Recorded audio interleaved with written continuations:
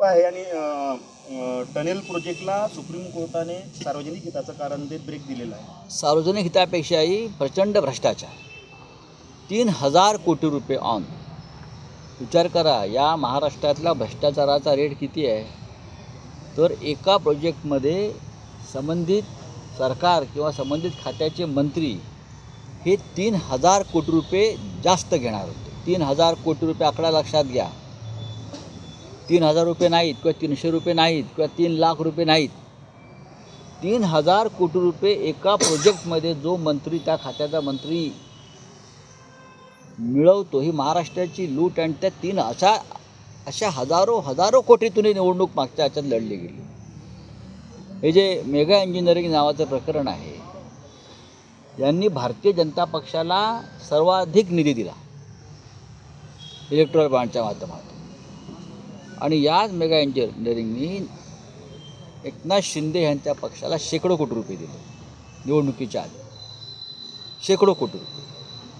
आणि त्याच माध्यमातून आमदार खासदार मतं विकत घेण्यात आली, यंत्रणा विकत घेण्यात आली. त्याची भरपाई म्हणून 14,000 कोटीचं टेंडर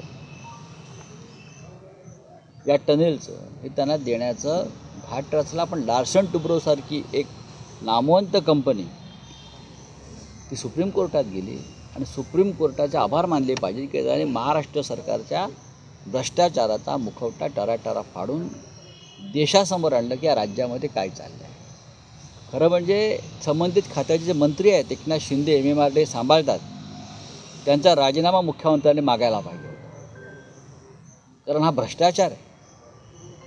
मेगा इंजिनिअरिंगकडून इन ॲडव्हान्स हजारो कोटी रुपये लोकांनी घेतलेले आहेत आणि त्या बदल्यात नियमबाह्य पद्धतीने टेंडर त्यांना देण्याचा प्रयत्न झाला. बॅरिस्टर अंतुल यांनी प्रतिभा प्रतिष्ठानसाठी पैसे गोळा केले 2-5 कोटी रुपये. तेव्हा काँग्रेसनं त्यांचा राजीनामा घेतला. लक्षात घ्या, शिवाजीराव पाटील निलंगेकरांचा राजीनामा काँग्रेसने घेतला कारण त्यांच्या मुलीचे मार्क वाढवण्याचा एक प्रकरण समोर आलं. ही परंपरा आहे या महाराष्ट्राची.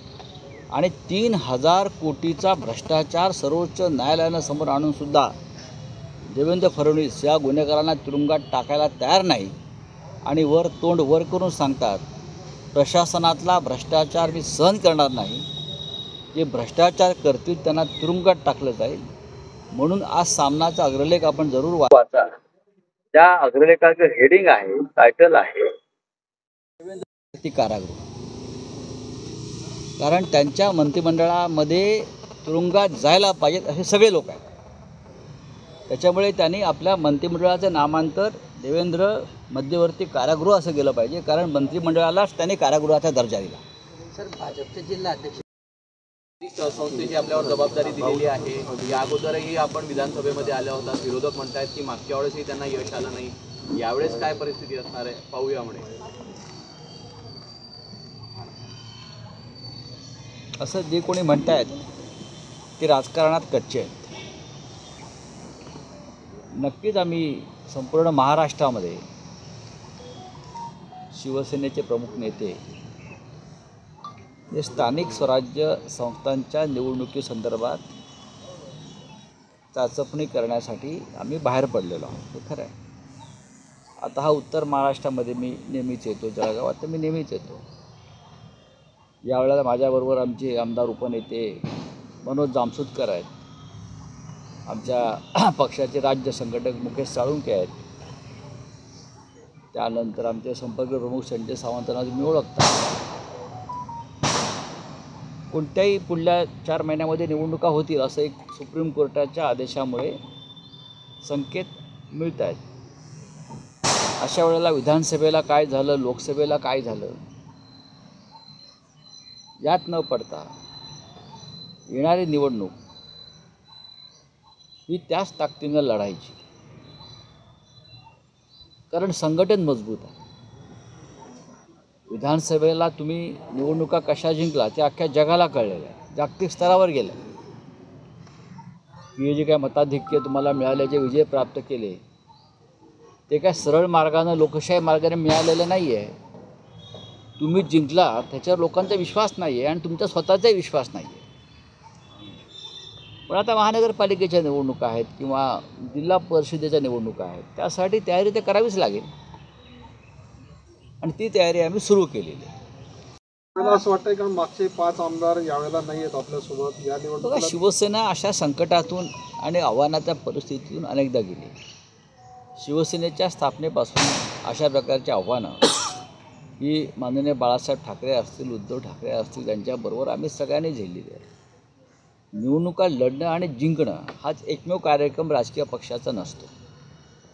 मुळात शिवसेनेचा भर हा संघटनेच्या माध्यमातून राज्याची सेवा करणं, काम करणं, सामाजिक कार्य करणं हाच आमच्या संघटनेचा आत्मा आहे. निवडणुका येतात आणि जातात, म्हणून जे कार्य आपण हातामध्ये घेतलेलं आहे ते सोडायचं का? भारतीय जनता पक्ष आणि त्यांच्याबरोबरचे लोक हे 24 तास निवडणुकीच्या मूडमध्ये असतात किंवा मोडमध्ये असतात. नरेंद्र मोदी देशात काय चाललं आहे याचा त्याला काय पडलेलं नसतं. सिंदूर यात्रा, रोड शो करत निघालेले आहेत. असं काम शिवसेना कधी करणार नाही. लोकांचे प्रश्न महत्त्वाचे आहेत. या जळगाव जिल्ह्यामध्ये पालकमंत्र्यांना सांगा, ते लोकांची तोंडं काळी करायला निघालेले आहेत. या जळगाव जिल्ह्यात ते पालकमंत्री असताना महिलांच्या रस्त्यावर प्रसूती होत आहेत, ॲम्ब्युलन्स मिळत नाही, उपचार मिळत नाही आणि तुम्ही मंत्री म्हणून या राज्याचे मिरवता. हे या राज्याचं तोंड काळं करण्याचंच काम तुम्ही करताय ना. लाडक्या बहिणी रस्त्यावर प्रसूत होत आहेत, त्यांना उपचार आणि ॲम्ब्युलन्स मिळत नाही. याच्यावर तुमचं कधी मत व्यक्त झालं आहे का? नाही झालं आहे. आम्ही या सगळ्या गोष्टीला फार संवेदनशीलतेनं पाहतो. युती सरकारने कर्जमाफीची घोषणा केली होती आणि त्या घोषणेपोटी शेतकऱ्यांनी कर्ज भरलेली आहे. त्याच्यामुळे बँकांची परिस्थिती खराब आहे. एकीकडे शेतकरी पण कर्जमाफीची प्रतीक्षा करतोय. तर नेमकं या संदर्भात तुमचं काय म्हणतं आहे? निवडणुकीच्या आधी त्यांच्या जाहीरनाम्यात असेल, त्यांच्या जाहीर सभांतून असेल, शेतकऱ्यांना 3 लाखांपर्यंत कर्जमाफीची घोषणा आणि वचन, मी याला महायुती म्हणणार नाही बरं का, या कडबोळ्यांना केली होती. त्याच्यात देवेंद्र फडणवीस आहेत, त्याच्यात राष्ट्रवादी काँग्रेसचे प्रमुख नेते आहेत, त्याच्यामध्ये एकनाथ शिंदे आहेत. पण आता हे तिन्ही पक्ष हात वर करतात. विशेषतः अजित पवार म्हणतात, मी बोललो नाही. तुम्ही प्रत्यक्ष जरी बोलला नव्हता तरी तेव्हाही तुम्ही अर्थमंत्रीच होतात आणि त्याचा लाभ तुम्ही घेतला या खोटेपणाचा. त्याच्यामुळे तुम्हाला ह्याच्यावरती एक भूमिका घ्यावी लागेल. लाडक्या बहिणींना तुम्ही 2100 रुपये देणार होता, ती घोषणा आहेच तुमची कागदावर. आज तुम्ही 500 रुपयापर्यंत आला आहेत. उद्या तुम्ही 1.25 रुपये का 11.25 रुपये द्यालो फुलना फुलाची पाकळी म्हणून. या सरकारनं फसवणूक करून, लोकांची दिशाभूल करून मतं मिळवण्याचा प्रयत्न केला आणि त्यातून अनेक गोष्टीत फसवणूक झाली. EVMच्या माध्यमातून झाली, वोटर मतदार यादीच्या माध्यमातून झाली, सरकारी यंत्रणेचा गैरवापर करून झाली आणि त्यातून हा विजय प्राप्त झाला. नक्कीच अजूनही महाविकास आघाडी महाराष्ट्रामध्ये उभी आहे, काम करते आणि राज्यातल्या 27 महानगरपालिकांमध्ये निवडणुका लढायच्या आहेत. कुठे काँग्रेसची ताकद आहे, कुठे शरद पवार साहेबांच्या राष्ट्रवादी काँग्रेसची ताकद आहे, बऱ्याच ठिकाणी शिवसेनेची ताकद आहे. अशा वेळेला आम्ही एकत्र येऊन लढलो तर एक मोठं आव्हान आम्ही उभं करू शकतो. दोन्ही पवार एकत्र येण्यावर शरद पवार बोलले आज मला की मला माहीत नाही, सांगता नाही येणार. आणि बरोबर आहे की ह्या सगळ्या ज्या चर्चा आहेत या हवेत आहेत.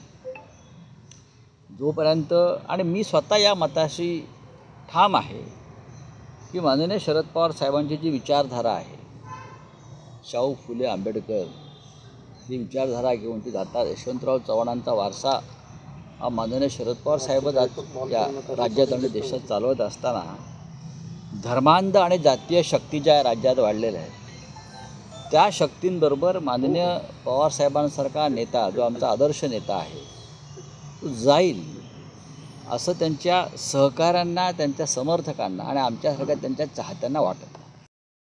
आणि प्रोजेक्टला पुन्हा एकदा ब्रेक मिळाला आहे सर. सूर्यदादांची भेट घेतली, काय चर्चा आली नेमकी? ती चर्चा काय झाली हे सांगणं हे कोणाच्या सोयीचं नाही आहे. त्यांची मदत घेतली जाणार आहे या निवडणुकांमध्ये. बघा, सुरेशदादा आता सक्रिय राजकारणात नाहीत, पण या जिल्ह्याच्या विकासामध्ये त्यांचं मोठं योगदान आहे. आजही त्यांचा इकडल्या राजकारणावरती पगडा आहे. त्यांना मानणारा फार मोठा वर्ग सुरेशदादांचा आहे आणि ते या क्षणी तसे राजकारणात सक्रिय नसल्यामुळे एक ज्येष्ठ नेते म्हणून इथे आल्यावर त्यांना भेटणं, त्यांच्याशी डायलॉग करणं, हे मला असं वाटतं की हा एक कर्टसीचा एक भाग आहे. बाळासाहेब की आता हिंदी भाषा महाराष्ट्राची बोलीभाषा झालेली आहे असं तुमची प्रताप भाषा आमची सरनाईक लाडकी बहीण हिंदी आहे भाषा असं आमची म्हणतात. लाडकी बहीण आहे. नाही, असेल ते आता बाळासाहेब ठाकरेंनी जी शिवसेना स्थापन केली हिंदू हृदय सम्राटांनी, ही मराठी माणसाच्या उद्धारासाठी, कल्याणासाठी, त्याला स्वाभिमानानं मराठी म्हणून जगता यावं आणि मराठी भाषेचा सन्मान राहावा, तेव्हा लाडकी बहीण दुसरी कोणी, मावस बहीण, आते बहीण, हे प्रकार नव्हते. आणि आता हे लोक म्हणतात आम्हीच बाळासाहेब ठाकरेंचे वारसदार. बरं का, हेच म्हणतात आम्ही बाळासाहेब ठाकरेंचे वारसदार. त्यांचे जे कोणी नेते आहेत त्यांना विचारावं, हा जो विचार आणि भूमिका आहे मराठी संदर्भातली, हीच तुमची मुख्य भूमिका आहे का? ते जे विचार मांडतात हा भारतीय जनता पक्षाचा विचार, हा अमित शहांचा विचार आहे. आणि मी वारंवार सांगतो, यांच्या पक्षाचे नेते अमित शहा आहेत किंवा यांच्या पक्षाचे प्रमुख अमित शहा आहेत. त्याच्यामुळे अमित शहांना जे बोलायचं आहे तेच हे बोलतात. बहुचर्चित आणि टनल प्रोजेक्टला पुन्हा एकदा उन्मेष पाटील आणि करण पवार जे लोकसभेला आपल्यावर आले ते सध्या कुठे दिसत नाही. आत्ताच आहेत, कुठे आहेत? हां, आता माझ्याबरोबरच आहेत ते, पाठीमागच्या गाडीत आहेत. करण पवार आहेत, ते लोकसभेचे संघटक म्हणून त्यांच्यावर जबाबदारी. उन्मेष पवार हे अनेकदा आमच्याबरोबर कामासाठी असतात आणि त्यांच्यावरसुद्धा लवकर जबाबदारी सोपवली जाईल पक्ष संघटनेची. फक्त ती कोणत्या प्रकारची सोपवावी या संदर्भात आम्ही चर्चा करतो आहोत. करतायत भ्रष्टाचाराचा. जिल्ह्याचे वगैरे सोडून द्या. धनंजय मुंडे उपोषण केंद्रात दाखल झाले. पक्षाचे ज्येष्ठ नेते आहेत. धनंजय मुंडे उपोषण केंद्रात दाखल झाले. राऊतसाहेब, आपल्या पक्षाचे ज्येष्ठ नेते आहेत अनिल गोटे यांनी धुळ्यामध्ये शासकीय विश्रामगृहामधून कोट्यावधी रुपयाचा घोटाळा हा समोर आणलेला आहे. मात्र अद्यापपर्यंत त्याच्यावर गुन्हा दाखल झालेला नाही आणि कुठल्याही प्रकारचे पक्षमित्र जे आहेत ते त्यांच्यासोबत नाही आहेत असं आम्ही आहोत ना, आम्ही सगळे आहोत. अंदाज समितीच्या अध्यक्षांना नजराणा देण्यासाठी, अंदाज समितीचे अध्यक्ष कोण आहेत? अर्जुन खोतकर आहेत. कोणत्या पक्षाचे आहेत? एकनाथ शिंदे एसएनसी पक्षाचे आहेत. त्यांचं पूर्वचरित्र काय आहे? ते शिवसेनेमध्ये होते, बरं का. आणि शिवसेनेत नव्हते, ते शिवसेनेतून का बाहेर पडले? तर त्यांच्यावर ईडी आणि CBIची कारवाई सुरू झाली. एका प्रकरणामध्ये ईडी आणि CBIची कारवाई सुरू झाल्यामुळे ते पळून तिथे गेले. हा त्यांचा पूर्व इतिहास आहे. 2 कोटीच्या आसपास रक्कम त्यांच्या PA सापडली. ती ठेकेदारांनी गोळा करून त्यांना आणली आणि 15 कोटीचा हिशोब होता. 10 कोटी रुपये त्यांच्या जालन्यातल्या घरी जमा करणार होते. या ठिकाणी दुसरं कोणी असतं तर ईडी, CBI, इन्कम टॅक्सवाले धडाधड तिथे जाऊन पोचले असते. काय केलं? भ्रष्टाचारांना तुरुंगात टाकू असे सांगणारे देवेंद्र फडणवीसांनी कोणाला गुन्हे दाखल केले? SITची स्थापना केली. कोणाच्या नेतृत्वाखाली आणि SITचे सदस्य कोण आहेत याची त्यांनी माहिती दिली आहे का? लोकांना फसवायचे धंदे बंद करा.